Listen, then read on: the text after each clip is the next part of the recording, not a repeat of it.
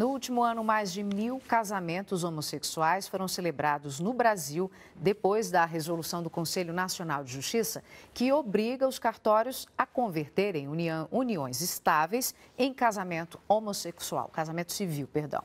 Segundo a Associação dos Registradores de Pessoas Naturais, ARPEM, São Paulo foi o estado em que houve mais casamentos gays nesse período.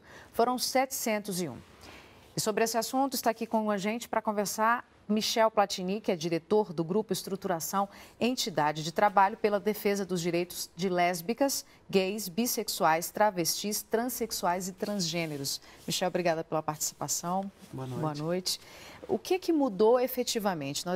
Os homossexuais conseguiram direitos jurídicos, né? Você agora tem um casamento civil reconhecido. Mas essa mudança também trouxe avanços no campo social?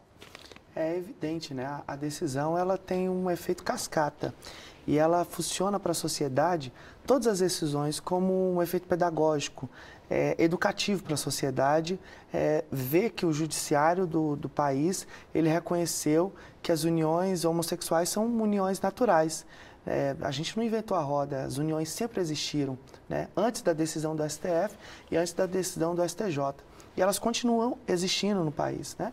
Ainda é claro que é tímida os casamentos, ainda 1.000, se a gente for pensar assim, tanta gente esperou tanto, mas ela tem... A que você acredita que acontece? Por que acontece essa timidez ainda? Um número ainda muito pequeno, na sua opinião, por quê?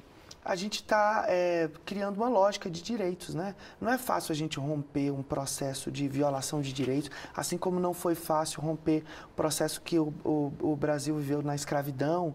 Ainda a gente tem tanto racismo, né? A gente não conseguiu virar essa página da discriminação racial, assim como a gente não conseguiu virar a página da discriminação entre as mulheres no mercado de trabalho, que continuam ganhando menos que os homens. A gente não conseguiu ainda virar todas as páginas da história. E a luta pelos direitos da cidadania LGBT ela é muito recente, ela é muito nova e que tem o judiciário como principal aliado, já que a gente não conseguiu avançar por parte do Legislativo nem do Executivo muito. Tem até uns dados aqui que foi feito pela Associação dos Registradores de Pessoas Naturais, só para complementar essa questão que você está falando do preconceito.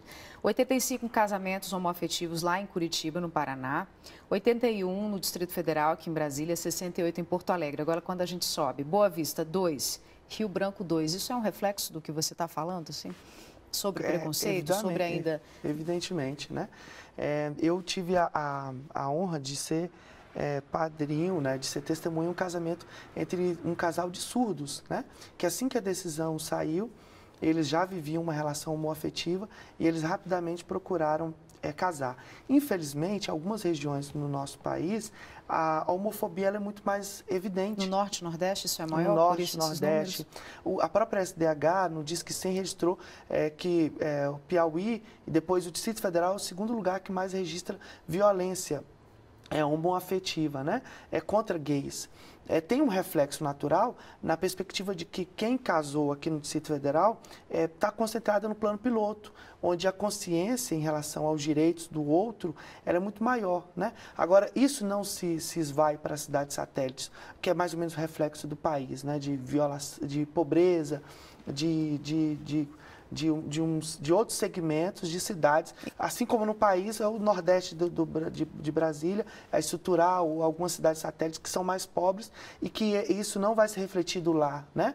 Imediatamente. Como é que se avança nessas áreas? Como é que se pode mudar essa realidade? O governo se conscientizando que ele é fundamental na perspectiva de construir políticas efetivas de direitos, né? A gente consegue, a boa parte do que a gente conquistou, ele vem da lógica da sociedade, saiu da sociedade para o poder público, né? A sociedade reconhece mais as uniões homossexuais e ela reconheceu primeiro que o poder público, mas o poder público ele é fundamental que ele entenda isso. Se ele entender isso e gerar política pública, assim como o judiciário que criou uma política pública que é o casamento, isso vai transbordar para a sociedade. Para a gente encerrar, eu queria que você deixasse bem claro qual é a importância de a comunidade LGBT ter esse direito do casamento civil garantido.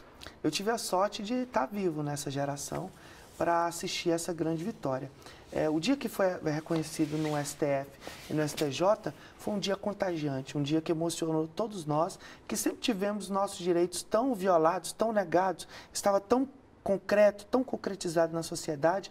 Quando a gente assistiu essa decisão, ele surgiu para a gente como uma válvula de escape. A gente pode continuar acreditando. Antes da união reconhecida no STF e antes do casamento, 38 direitos, pasmem, eram negados aos homossexuais.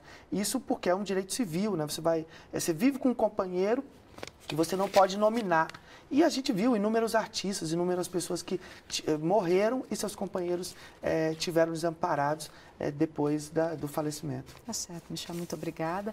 Eu conversei aqui com Michel Platini, diretor do grupo Estruturação Entidade de Trabalho pela Defesa dos Direitos de Lésbicas, Gays, Bissexuais, Travestis, Transsexuais e Transgêneros. Muito obrigada pela participação. Boa noite. Obrigado, boa noite.